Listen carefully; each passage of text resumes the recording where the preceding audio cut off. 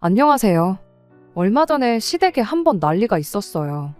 난데없이 시부모님 갑작스런 호출에 남편하고 부랴부랴 시댁에 다녀왔는데 도착해보니 집안 분위기가 말도 아니었고 웬 젊은 총각이 두 분 앞에 무릎을 꿇고 빌고 있더라고요. 신우는 옆에서 눈물 콧물 쏟으면서 울고 있었고요. 이게 무슨 상황인가 감도 안 잡혔는데 알고 보니 신우가 아주 대형 사고를 쳐버린 거예요. 속도 위반도 이런 속도 위반이 따로 없었죠. 우리 신우, 올해 나이 23으로 제 남편하고는 10살 차이, 그렇게 남들보다 느릿느릿 늦둥이로 태어났는데 늦게 태어난 만큼 과속을 즐기는 성격이었나 봐요. 아무튼 그나마 제가 듣기에 다행이라 생각했던 점은 그 남자가 군대를 다녀왔다는 사실이었죠. 적어도 신우 절해놓고 군대로 도망가지는 않겠구나 싶었거든요. 사실 이렇게 일이 꼬인 거 두 사람은 진작에 어떤 상황인지 알고 있었는데 보아하니 신우가 시부모님한테 혼날까봐 무섭다고 이야기하는 걸 계속 숨기면서 피해왔었나 봐요. 그런데 시간이 지나면서 배가 불러오니 더 이상 숨길 수 없는 지경에 이르렀던 거고요. 차라리 미리 말했다면 상황이 이렇게 되기 전에 손을 쓸 수 있었겠지만 그렇게 하기는 꿈도 못 꿀 만큼 시간이 지나버렸다는 게 오히려 두 사람한테는 독이 되었던 겁니다. 시댁이 난리가 난 상황인 건 알겠는데 솔직히 거기에 저희가 있어야 할 이유가 뭔가 싶긴 했습니다.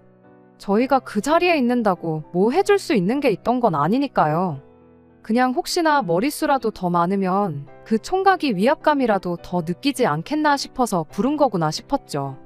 아니나 다를까 그 젊은 총각이 싹싹 비는데도 불구하고 시부모님이 엄청 호통을 치기 시작했어요. 우리가 이 결혼을 허락할 줄 알고 찾아온 거냐며 염치가 있네 떠드시는데 솔직히 제 생각에는 그렇게 아무 결정권도 없는 총각만 닥달할 게 아니고 하루라도 빨리 그쪽 부모님 같이 해서 이야기 나누는 자리를 만드는 게 어떤가 싶었어요. 그래야 두 사람 어떻게 할지 이야기도 나누고 결혼을 시킨다면 하루가 아쉬운 상황이니만큼 결혼식 날짜부터 잡는 것이 더 나아 보였거든요. 솔직히 그렇잖아요. 결혼 안 시켜봐야 신우만 손해지 남자는 딱히 손해볼 게 없는 상황이니까 말이죠. 거기에 그 총각이 저한테까지 진심이 느껴질 만큼 두 분께 죄송하다 사죄하면서 꼭 따님, 그러니까 신우를 책임지고 평생을 행복하게 해주겠다 하고 있는데 내가 이 결혼을 허락해주겠냐, 내 눈에 흙이 들어가도 결혼만큼은 안 된다며 호통만 치면서 반대하실 게 아니고 신우를 생각해서라도 그쪽 집 부모님부터 모셔오라고 한 다음에 어른들끼리 이후 문제를 논의하는 게 맞다 싶었습니다. 하지만 끝까지 시부모님은 염치도 없는 게 어딜 찾아와서 빌고 있냐며 그렇게 싹싹 빈다고 니놈이 망쳐놓은 우리 딸아이 인생이 제자리로 돌아오겠냐며 끝까지 호통을 치면서 성질만 부리셨어요. 결국 끝까지 시부모님 마음을 돌리지 못하고 결혼 허락을 받아내지 못한 그 젊은 친구가 죄송하단 말만 반복하다가 혼나기만 더럽게 혼나고 별 소득도 없이 그렇게 집으로 돌아가고 말았죠. 그 젊은 총각이 나가니 화살이 신우한테로 돌아가서 이번에는 신우를 쥐잡듯 닥달하기 시작했어요. 그쯤 되니 진짜 저희는 이 자리에 왜 불렀나 싶더라고요. 그렇게 혼내기만 할 게 아니고 현실적으로 문제를 해결해야 하는 거 아닌가, 내가 나서서라도 시어머니한테 한마디 조언이라도 해야 하는 거 아닌가 하는 생각이 들던 찰나에 그 총각이 자기 부모님을 모시고 시댁으로 돌아왔어요. 가보겠다 말하고 집에서 나간 지 시간이 얼마 안 된 걸로 봐서 그쪽 집 부모님이 애초에 처음부터 시댁 근처에 와서 대기하고 계셨던 것 같더군요. 남자 쪽 부모님은 저희 시부모님하고는 다르게 이 상황을 현실적으로 해결하기를 바라시더라고요. 제가 생각했던 가장 이상적인 해결 방법이기도 했고 양가 어른들이 싸움판을 벌이는 게 아니라 한쪽이라도 정상적인 생각을 하고 있는 게 다행이다 싶었습니다. 당장 화가 나시는 건 이해한다고 하면서도 그래도 따님과 뱃속의 아이 생각하면 혼만 낼 게 아니고 하루라도 빨리 둘이 결혼부터 시키는 게 맞지 않겠냐는 이야기를 먼저 꺼내오셨어요. 그런데 시부모님은 두 분께 당신들은 뭘 잘했다고 우리를 가르치려 드냐며 역정만 더 내셨죠. 솔직히 따지고 보면 남자가 혼자 만든다고 만들어지는 것도 아니고 신우도 일조를 했으니 결과물이 나온 거 아니겠나요? 그런데도 자꾸만 큰 소리로 호통만 치고 있는 걸 보고 있자니 괜히 제3자나 마찬가지인 제가 다 조마조마하더라고요. 저러다 저 남자 부모님이 됐다고 그럼 양육비나 늦지 않게 보내면 되는 거냐고 하고 나올까 봐요.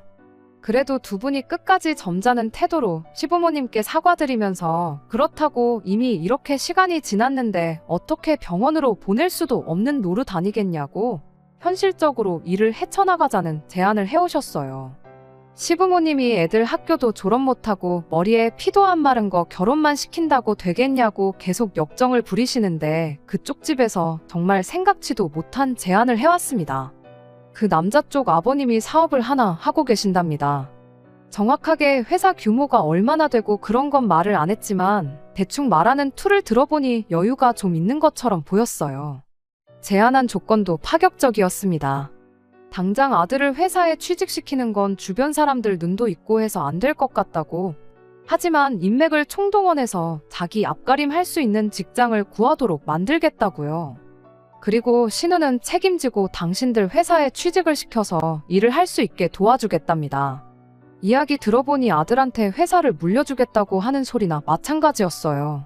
당장 23밖에 안 된 아들을 회사에 입사시키면 다른 직원들 눈치도 있고 해서 그렇게는 못할 것 같고 같은 업종에 있는 회사의 낙하산으로라도 취직시켜서 경력 쌓게 만들고 직원들이 인정할 수 있을 것 같은 시점에 당신 회사로 불러들여서 일을 가르쳐주겠노라고요. 팔은 안으로 굽는다지만 신우가 남편 동생이지 제 동생은 아니기 때문에 솔직하게 말씀드릴 수가 있는 게 솔직히 신우한테는 대박이나 마찬가지였어요. 신우가 뭐 얼굴 좀 이쁘장한 거 말고는 별 볼 일 없거든요. 그런데 어차피 이렇게 된 거 23살 나이에 애엄마 되는 건 신우 청춘을 생각하면 안타깝지만 몇 년만 고생하면 사장 사모님 소리 들으면서 호강하며 살 수 있을 것 같은데 그리고 남자친구도 보아하니 사고는 쳤을지언정 끝까지 신우 책임지겠다 하고 시부모님께 사과드리고 있는 모습만 봐도 정신머리 하나는 제대로 박혀있는 친구처럼 보였거든요. 어디 길거리에서 칠렐레 팔렐레 하고 다니는 양아치 한량들보다야 훨씬 괜찮은 사람처럼 보였고 저부터가 시어머니한테 딴 생각하지 마시고 무조건 저 남자 잡아서 신우 시집 보내시라 조언을 해주고 싶은 지경이었어요. 처음에는 뱃속에 아이고 뭐고 신우는 머리 깎아서 내쫓아버리고 내 딸 앞길 망친 이 녀석은 평생을 두고 저주하겠다는 식으로 억지 부리면서 큰소리치던 시부모님도 막상 그쪽 집에서 신우 직장도 만들어주고 아들도 미래의 사장이 될 수 있게 그 밑바탕을 마련해주겠다는 제안을 듣고 나니 생각이 달라지셨나 보더라고요. 그러더니 누가 봐도 너무 속이 보이는 행동을 하기 시작했어요. 애들이 일자리만 생긴다고 해서 다 되는 거냐고 하면서 결혼하고 곧바로 애도 태어나는데 애 키우려면 둘이서 살 집도 필요하고 차도 필요하고 그런 거 아니겠냐는 말을 꺼내더라고요.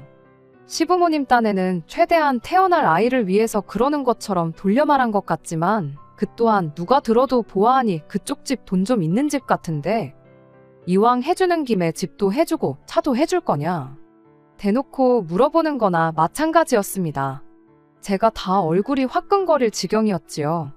속이 뻔히 보이는 시어머니 질문에도 그분들은 끝까지 점잖은 말투로 다른 사람도 아니고 자식이고 손주까지 걸려있는데 그런 건 당연한 거 아니겠냐 하시며며 밑도 끝도 없는 시부모님 억지를 다 받아줬어요. 이쯤 되니까 신우가 속도 위반으로 인생을 망친 게 아니고 인생 대역전을 했구나. 시부모님 위해서 로또를 뽑아왔구나 싶었습니다.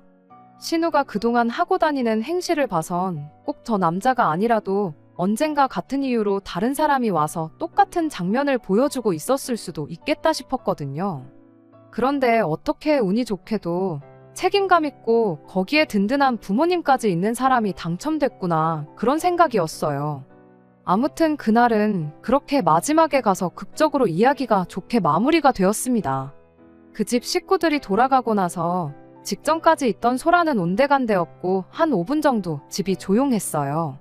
불과 몇 분 전까지만 해도 신우 보고 정신 나갔냐 머리 빡빡 밀어서 집에서 쫓아내버리겠다 하던 시어머니가 신우한테 넌지시 묻더군요.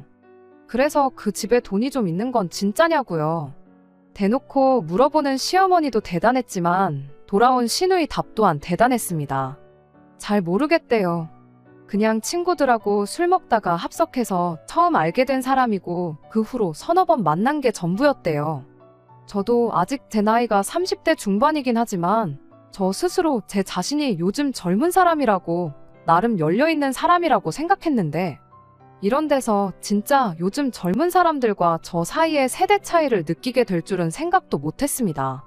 아무튼 그동안 몇 번 만나면서 돈 씀씀이 보면 아예 없지는 않은 것 같은데 확실히는 모르겠다는 게 신우의 대답이었어요.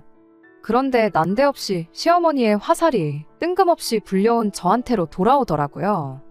한다는 소리가 사업한다는 사람 말을 도통 믿을 수가 있어야지 하면서 저를 흘긋 쳐다보는 겁니다.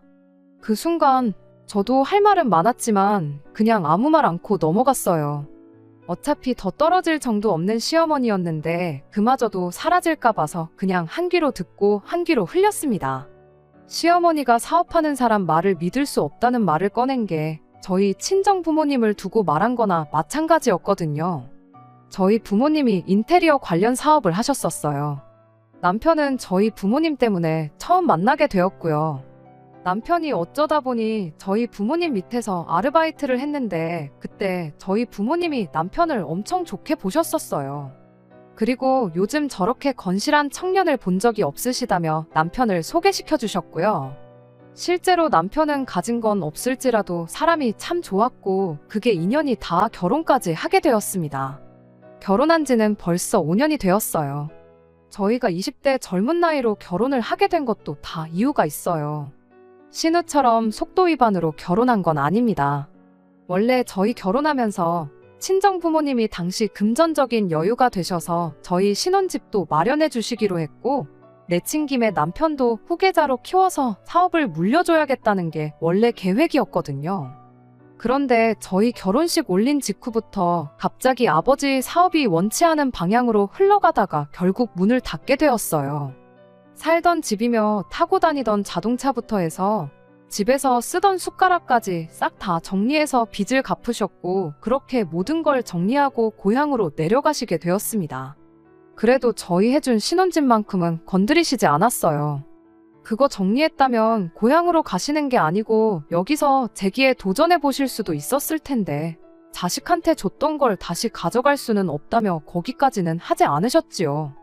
얼마 남아있지 않았던 대출은 제가 벌어서 제가 갚고 있고요. 바쁘게 사느라 그래도 아직 저랑 남편 사이에는 아이가 없고요. 그런데 이렇게 23 신우가 먼저 시부모님께 손주를 안겨드리게 될 줄은 생각도 못했네요.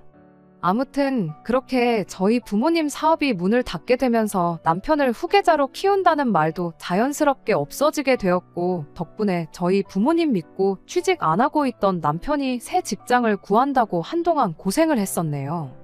그리고 시부모님은 그 일을 가지고 마음에 두고 있던 거였어요. 사업하는 사람 말을 못 믿겠네 하면서 저를 쳐다보신 게 직접 언급은 하지 않아도 저희 부모님을 두고 이야기를 하는 거나 마찬가지였죠. 뭐 시어머니가 저러는 게 하루 이틀 일도 아니고 이젠 익숙해서 짜증도 안 나요.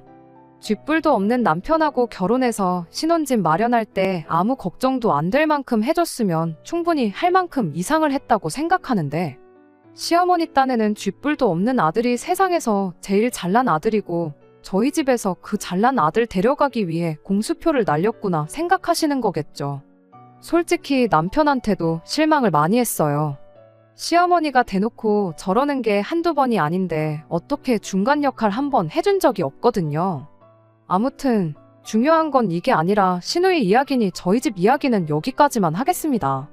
아무튼 마지막에 가서는 시어머니 때문에 기분이 좀 상하긴 했지만 밑도 끝도 없이 시어머니 호출에 끌려와서 그냥 재미있는 아침 막장 드라마 한 편을 생중계로 봤구나 싶은 심정이었거든요. 그날은 물론이고 그 이후에도 이 신우이 주연의 막장 드라마 한 편이 제 인생에 그 어떤 영향을 끼칠 거라고 생각해 본 적은 단 한순간도 없었어요. 문제는 역시나 시어머니 때문에 시작되었습니다.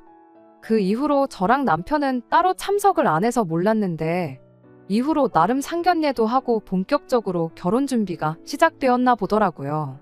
신우가 배가 조금 많이 불러있던 상황이었던 것만큼 신우도 그렇고 그쪽 집도 그렇고 하루라도 빨리 서둘러서 결혼식을 올리고 싶었나 봐요. 신우도 하루라도 날씬하고 이쁠 때 결혼하고 싶을 테고 그쪽 집도 아들이 23 나이로 장가가는 게 속도 위반 때문이다 대놓고 광고하고 싶지 않았던 것 같고요. 그리고 그날 이야기 나눈 대로 신우는 정말 몸만 가면 되는 상황이었다 보니 그쪽 집에서 집이며 차며 해주기로 약속했던 것들을 알아서 준비를 했는가 보고요. 그런데 막상 해주기로 했던 것들이 시어머니 딴에는 썽에 차지 않았던 게 문제였습니다. 신우가 비록 생각은 없을지언정 시어머니처럼 욕심이 많은 사람은 아니었어요. 집이니 차니 그런 것도 잘 몰랐고요. 보아하니 신우는 해주는 것에 대해서 아무 불만이 없어 보였는데 그날 이야기가 쉽게 풀렸던 만큼 시어머니 딴에는 조금 더 푸시하면 원하는 대로 다 받아낼 수 있다고 생각을 했나 봅니다. 그쪽 집을 사돈이 아니라 무슨 금나와라 뚝딱하면 나오는 도깨비 방망이쯤으로 여겼던 거죠. 그러니 그쪽에서 미리 구해준 시세 3억 정도 하는 경기권 아파트도 마음에 안 들었고 3천만 원 하는 국산 중형차도 마음에 안 들었던 겁니다. 그렇게 며칠 전 시어머니가 또 난데없이 저희를 호출해 왔어요. 신우 결혼 때문에 저희들 도움이 필요하다고 하는데 보아하니 또 머릿수 채우는데 필요해서 우리를 부르시는구나 싶었습니다. 그때는 그저 우리 시어머니가 또 무슨 재미난 막장 드라마 한 편을 구경시켜 주시려나 싶었어요. 실제로 그 자리에서 그 과정 자체는 정말 구경하는 맛이 있었고요. 시댁에 도착하니 아직 그쪽 집 사람들은 도착을 안 한 상황이었습니다. 역시나 시어머니 머릿수 때문에 저희를 부르셨던 거였지요. 무슨 이야기가 나오건 간에 우리한테 유리한 쪽으로 이야기하고 중간중간 추임새도 한 번씩 잘 넣어달라고 부탁을 하더라고요. 그리고 이번에는 나름 그쪽 집 식구들 오기 전에 저희한테 먼저 어떻게 하는 게 좋을지 조언도 구하셨어요. 조언이라고 해봐야 저한테는 아무것도 묻지 않았고 남편한테 하나 물어본 게 다긴 했지만요. 질문은 요즘 차가 어딨게 좋냐는 질문이었습니다. 국산 중형차는 요즘 개나 소나 다 타고 다니는 건데 폼이 안 나지 않겠느냐. 그리고 어쩌다 우리가 빌려 탈 수도 있을 텐데 요즘 폼나고 좋은 차가 뭐 있는지 좀 알려달라 남편한테 물으시더라고요. 남편은 그런 시어머니 질문에 몇 년 전부터 자기가 타고 싶어 하던 국산 프리미엄 대형차 이름을 댔어요. 그러더니 시어머니한테 혹시 나도 가끔 빌려 탈 수 있겠느냐 묻길래 제가 남편 허벅지 한번 꼬집고 주책 좀 부리지 말라고 한마디 했죠.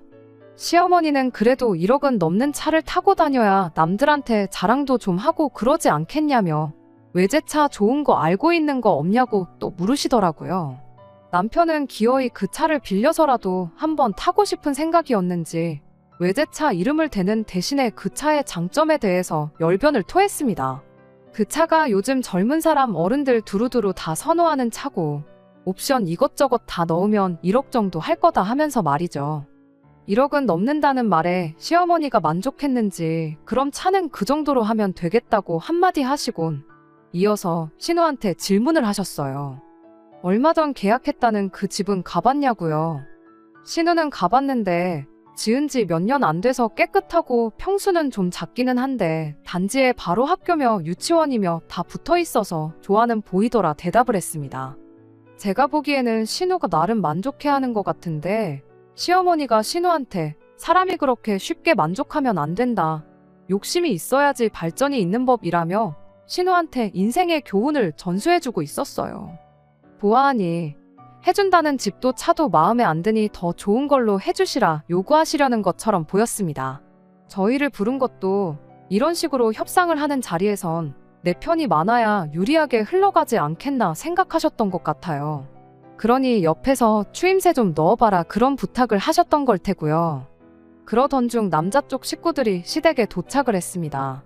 무슨 일로 이렇게 온 가족을 보자고 하시냐 하는 걸 보니 앞으로 펼쳐질 이야기는 모른 채 영문도 모르고 만나자고 해서 나오신 것 같아 보였어요. 아니나 다를까 시어머니가 대본의 본론부터 꺼내시더군요. 사돈은 태어날 손주가 별로 이쁘지 않으신 것 같다면서 말이죠. 그쪽 집 분들 표정을 보니 시어머니가 어떻게 나오시려는지 대충 감은 잡은 듯 보였습니다. 사업하시는 분들이라는데 그 정도 눈치는 당연히 있으셨겠죠. 누가 봐도 시어머니가 뭘 더 요구할 것처럼 보였으니 말입니다. 대번에 그게 무슨 말씀이시냐고. 애들 결혼하는데 집도 해주고 차도 해주고 결혼 비용도 전부 다 해주고 방금까지만 해도 계약해놓은 집에 살림살이 채워넣을 거 보고 계셨다며 이만큼을 해주는데도 왜 그런 생각을 하시냐고 시어머니가 다른 말을 못 꺼내도록 선수를 치면서 대답을 해오셨어요. 시어머니도 그쪽에서 이렇게 나올 줄 어느 정도 예상은 하고 계셨는지 이미 대비를 다 하고 있었다는 투로 자연스럽게 질문을 이어갔습니다. 요즘 같은 저출산 시대에 이렇게 애부터 낳고 결혼하는 애들이 또 어디 있겠냐. 애들이 나이도 어리고 그만큼 앞으로 셋넷은 더 낳을 수 있는데 집도 너무 좁고 차도 너무 작은 거 아니겠냐며 애들이 행복하게 살면서 애국도 할 수 있게 이왕 쓰시는 거 조금만 더 쓰시는 게 어떻냐고요. 밑도 끝도 없는 말도 안 되는 질문에 그쪽 부모님 안색이 곧바로 어두워지는 게 약간 역시나 올 게 왔구나 하는 표정이었습니다. 시어머니는 당신이 기세를 탔다고 생각했는지 곧바로 질문을 이어가셨죠. 뉴스 보니 요즘 애들이 아주 보통이 아니더라시면서 타고 다니는 차나 집 가지고 등급을 나눈다더라 하는 이야기를 꺼내시는 거예요. 대놓고 말은 안 했지만 꺼낸 말 전부 집도 큰 집으로 다시 구해주고 차도 더 좋은 걸로 바꿔달라는 소리나 마찬가지였죠. 그쪽 집에선 애들이 사는 집 가지고 등급 나누고 하는 거 진짜로 그러는지는 모르겠지만 아직 아이가 태어나지도 않았는데 갓난쟁이들이 그러진 않을 거 아니냐시며 못해도 초등학교 고학년은 돼야 그런 거 인지하고 그럴 것 같은데 그날이 올 때까진 아직 10년도 더 남았으니 애들이 자력으로 노력해서 좋은 집, 좋은 차 사면 되는 거 아니겠냐고 처음부터 전부 다 해주는 게 아니라 그만큼 성공할 수 있게 앞에서 끌어주고 뒤에서 밀어주는 게 우리 역할 아니겠냐고 한마디 하시더군요. 그리고 요즘 이만큼이나 부모 지원받고 결혼하는 애들도 많지 않을 거다시면서 시어머니의 제안을 정중하게 돌려서 거절하셨어요. 저는 당연히 거절당하는 게 정상이다 생각했는데 시어머니는 설마 그렇게 고분고분하던 사람들이 이렇게 나올 줄은 몰랐다는 반응이었습니다. 우물쭈물하더니 그래도 두 분 사업하시는 분들이고 돈도 많으신 것 같은데 이왕 쓰는 거 조금 더 쓰면 어떻겠냐고 다른 사람도 아니고 자식들 위해서 쓰는 돈인데 그리 어려운 부탁이 아니지 않느냐고 그 시커먼 속내를 대놓고 꺼내왔어요. 그게 다가 아니라 마지막에 가서는 애 키울 땐 시댁보다는 친정손을 빌리는 게 보통 아니겠냐며 경기도는 너무 먼 것 같으니 당신이 오며 가며 하기 편하게 강남 쪽으로 집을 구해주시라 그렇게 한마디 하는 겁니다. 솔직히 편들어 주러 갔던 자리긴 하지만 누가 봐도 구걸에 가까운 우리 시어머니 노골적인 질문에 제 얼굴이 다 화끈거릴 정도였습니다. 아니나 다를까 그쪽 집에서도 아무리 사업을 한다고 한들 집에 20억, 30억 쌓아놓고 사는 사람들이 얼마나 되겠느냐며 난색을 표하셨죠. 말했다시피 이만큼 해주는 집도 거의 없을 거라고 확신한다며 이 이상은 못 해드린다. 이번엔 조금 어투를 강하게 해서 거절을 했습니다. 상식적인 선에서는 거절당하는 게 당연한 상황이긴 하지만 아무튼 시어머니도 꺼내는 말마다 그쪽 집에서 못 해준다. 안 된다 하고 나오니 열이 받았는가 봅니다. 다짜고짜 지난 그날처럼 쩌렁쩌렁 언성을 높이면서 갑자기 역정을 내기 시작했어요. 지금 그쪽 집 아들이 우리 딸 창창한 앞길 막아버렸는데 고작 3억 4억 가지고 쓱싹하려는 거냐고. 당신들 눈에는 우리 딸이 고작 그 정도 값어치밖에 안 하는 것처럼 보이냐며 우리 딸아이 인생값 제대로 치르라고 입에 개거품을 물기 시작했어요. 그때쯤부터는 저도 걱정이 되더라고요. 그쪽 집 부모님이 누가 봐도 불편한 기색을 숨기지 않는 와중에 시어머니는 대체 무슨 믿는 구석이 있길래 계속 저렇게 고자세를 유지하고 큰 소리를 내시는가 싶었어요. 아니나 다를까 그쪽 집에서 결국 폭발을 해버렸습니다. 알겠다고 그럼 원하는 대로 강남에 아파트 하나 얻어주겠다고요. 다만 그냥은 해줄 생각이 없다고 하면서 조건을 걸더라고요. 마침 자식 앞길 이야기 먼저 꺼내시지 않았냐고. 우리 아들도 앞길이 있고 꿈이 있는 아이였다고. 이렇게 갑자기 아이가 생겨서 결혼만 안 했으면 내년쯤 유학 가서 디자이너가 되는 꿈을 이루기 위해 노력할 아이였는데 이렇게 아이 때문에 그 꿈을 접게 되었으니 그 값은 받으셔야겠다는 겁니다. 집은 강남에 20억 하는 아파트로 구해주시겠대요. 대신 그 집에 들어갈 혼수에 애들 타고 다닐 차는 저희 시댁에서 마련해 오라는 겁니다. 혼수도 대충 싸구려를 말하는 게 아니라 보통 과거에 하던 대로 집값이 10% 정도는 해달라고요. 시어머니가 깜짝 놀라서 뭔가 말을 꺼내려고 했는데 시어머니가 입을 열자마자 아직 할 말 다 안 끝났다고 단호하게 말을 자르시더라고요. 그러더니 애가 뭐 여자 혼자 만드는 것도 아니고 피차 책임은 두 사람한테 똑같이 있는 거 아니겠냐고. 강남에 20억 집 해올 테니 혼수로 2억 채워주고 애들 타고 다닐 차 1억 해오시라.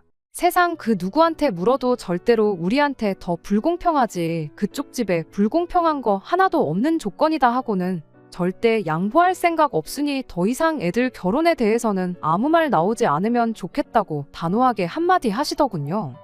이렇게 못하겠거든 그냥 애들 결혼은 없던 일로 하고 양육비로 한 달에 100만 원씩 도의적인 책임만 다하겠다고 그리고 애들한테 쓰려던 돈은 내 아들 유학 보내주고 공부시켜주고 하는 데만 쓸 테니 그렇게 아시라 말하고 이야기 더 나눌 것도 없으니 가보겠다 한마디 하고 폭풍같이 할 말 몰아쳐서 쏟아내고는 이내 돌아가셨어요. 딱 봐도 우리 시부모님 하고 사는 꼴을 보아하니 3억은커녕 당장 3천만 원도 융통하기 힘들어 보이는 게 사이즈가 딱 나왔던 거겠죠. 시어머니는 그쪽 집 사람들 떠나간 현관문만 멀뚱멀뚱 바라보고 계셨고요. 그리고 거기까지는 제가 기대했던 대로 지난번하고는 비교도 안 될 만큼 재미있는 드라마의 한 장면이나 마찬가지였어요. 내색은 안 했지만 속으로 엄청 흥미진진해 하고 있었는데 이번에도 저번처럼 화살이 저한테 돌아왔습니다. 그쪽 생각이 틀린 게 없던 게 당장 시어머니가 그쪽에서 요구하는 3억을 해올 재간은 없었습니다. 어떻게 해야 그 큰 돈을 마련해 올 수 있을까 하는 와중에 시어머니가 저를 보더니 니네 집을 팔면 되겠구나 하면서 무슨 엄청난 발견을 한 사람 마냥 신이 나서 저한테 한마디를 하는 거예요. 저한테는 아닌 밤중에 날벼락 같은 소리였죠. 얼마 되도 않는 월급으로 남은 대출 갚는다고 까불지 말고 그냥 이참에 니네 집 정리하고 저희는 시댁에 들어와서 살라는 소리를 아무렇지도 않게 하시는 거예요. 남편도 그게 무슨 말씀이시냐고 시어머니한테 말도 안 되는 소리 하지 마시라 한마디를 했어요. 그랬더니 시어머니가 한다는 말이 계산을 조금만 해보면 절대 손해보는 장사가 아니고 그때가 되면 당신이 어련히 우리도 한몫 챙겨줄 테니 걱정 말라는 소리를 꺼내는 겁니다. 무슨 말인가 했더니 일단 신우 결혼부터 시키자는 소리였어요.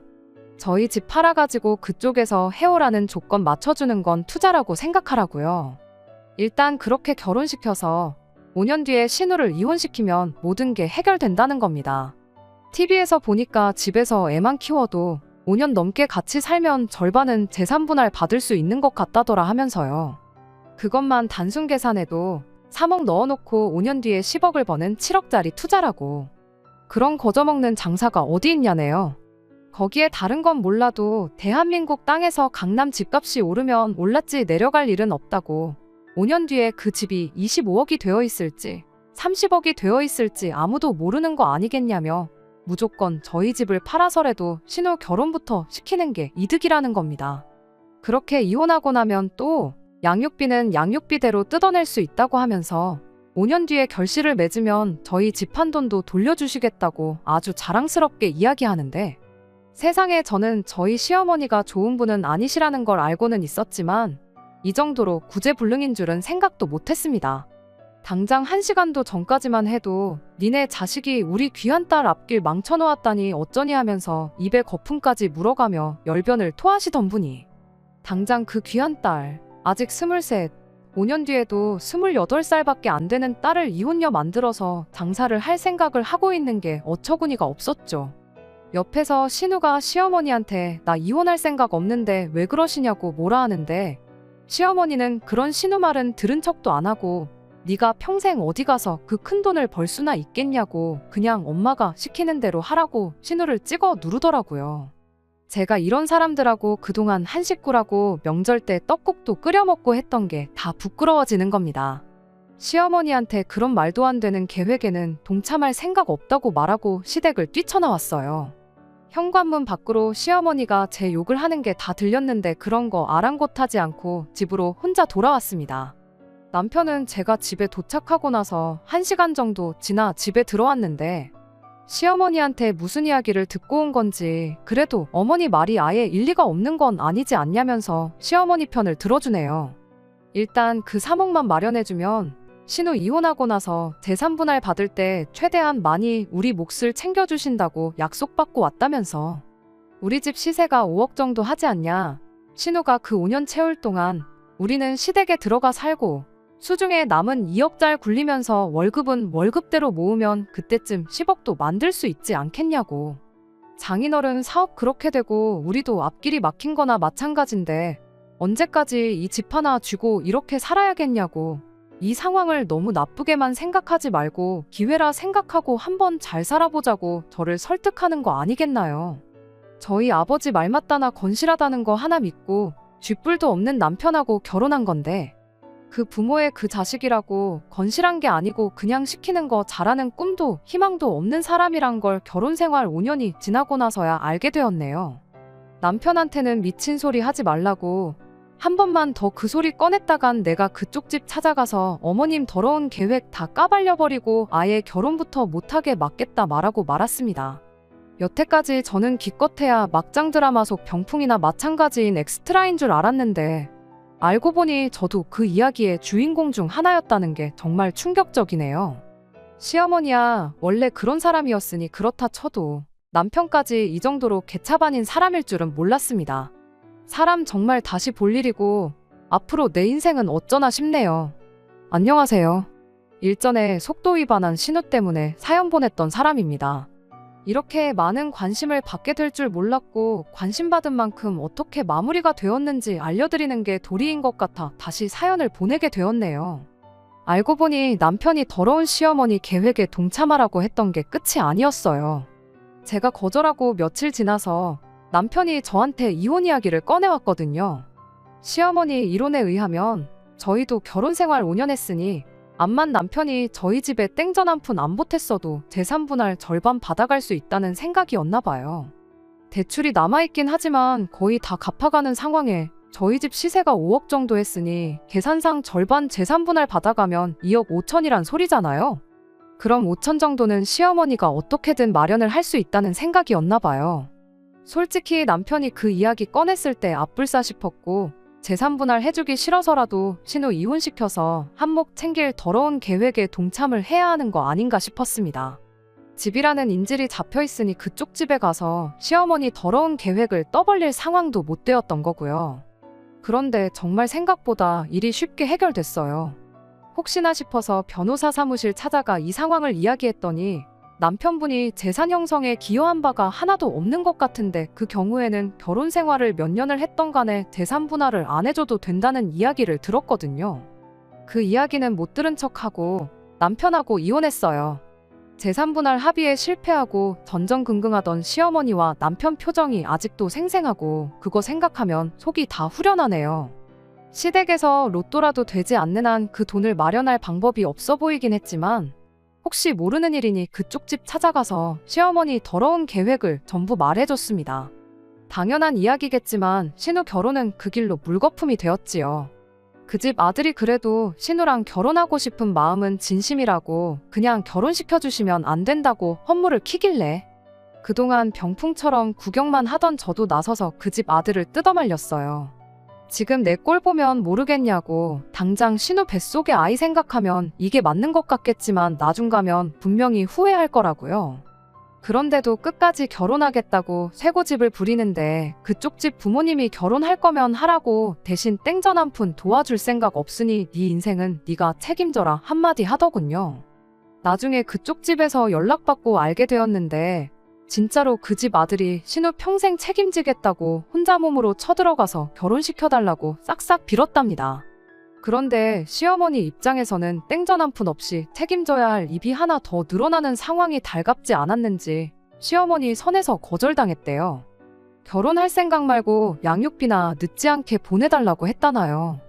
애아빠가 된다는 책임감에 결혼을 하겠다던 신우 남자친구도 그때 시어머니한테 한번 또 데이고 정신을 차렸는지 이제는 부모님한테 결혼 못하게 뜯어말려줘서 감사하다 말하고 자기 꿈 이루겠다고 지금은 유학 준비 중이랍니다.